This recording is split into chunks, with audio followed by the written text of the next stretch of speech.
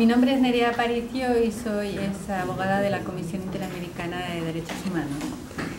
¿Podrías explicarnos el curso que has llevado aquí en la Diplomatura de Estudio en Litigio Estratégico en Derechos de Pueblos Indígenas? Sí, bueno, el día de hoy mi presentación se ha dirigido a explicar cuáles son las funciones de la Comisión y de la Corte Interamericana, y dentro de estas explicar el sistema de peticiones y casos y también el procedimiento de medidas provisionales y de medidas cautelares ante la Comisión Interamericana de Derechos Humanos. ¿Cómo es el sistema de protección de derechos indígenas en el sistema interamericano? Bueno, el sistema de protección es el sistema de protección que está establecido para todos los individuos y además tiene unas peculiaridades respecto a los derechos colectivos, ¿no? Porque los pueblos indígenas pues tienen miembros y además tienen una serie y tienen derechos como miembros y tienen derechos también como colectividades. Entonces el sistema de protección ve esas dos diferentes dimensiones o derechos con los que cuentan los pueblos indígenas en las Américas. ¿Cómo está organizado el sistema interamericano? Pues el sistema interamericano tiene una comisión y una corte. La comisión tiene su, digamos, origen en la Carta de Constitución de la OEA, fue creada en 1948, y la Corte Interamericana tiene su origen en la Convención Americana de Derechos Humanos, que entró en vigor en 1978. ¿Qué pasos tiene que dar un pueblo indígena para llevar su caso ante el sistema interamericano?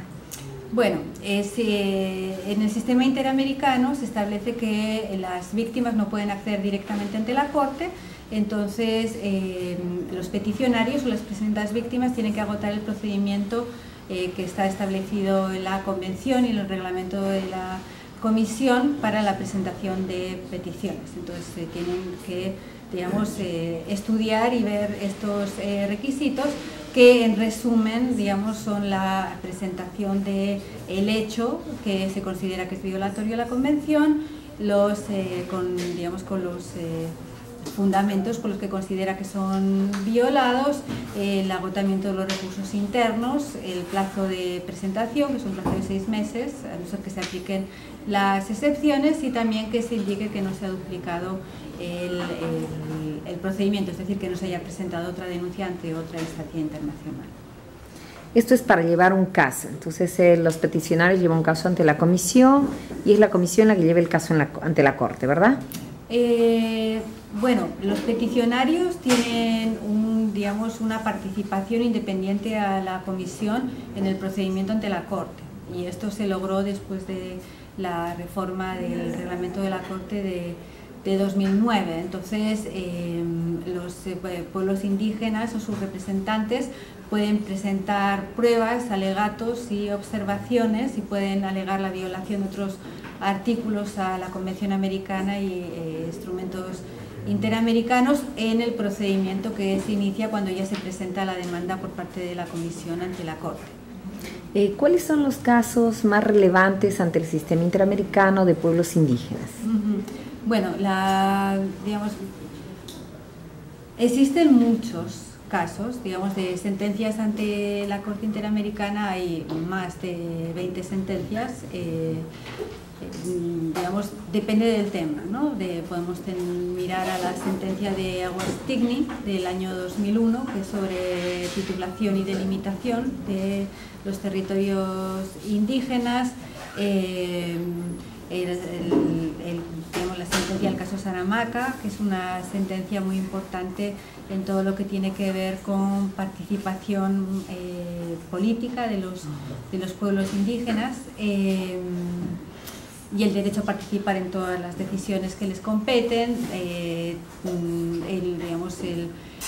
Los 3 casos que hay en relación a Paraguay, porque esos casos establecen el derecho de los pueblos indígenas a recobrar la posesión y la propiedad de las tierras que han utilizado, aunque hayan sido desplazados por terceros. El caso de Sarayaku también, por los requisitos de la consulta previa.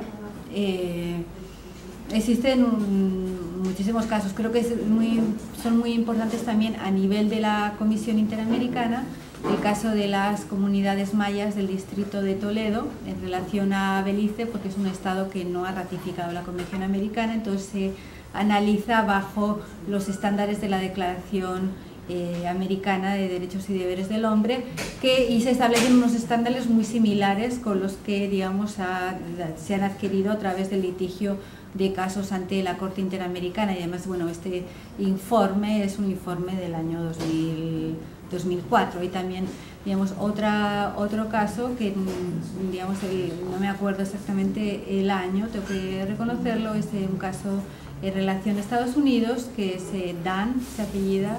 Las hermanas Dan. Las hermanas Dan, exactamente. Que también, digamos, también se ha logrado una serie de estándares en relación a los pueblos indígenas en países que no han ratificado la Convención Americana.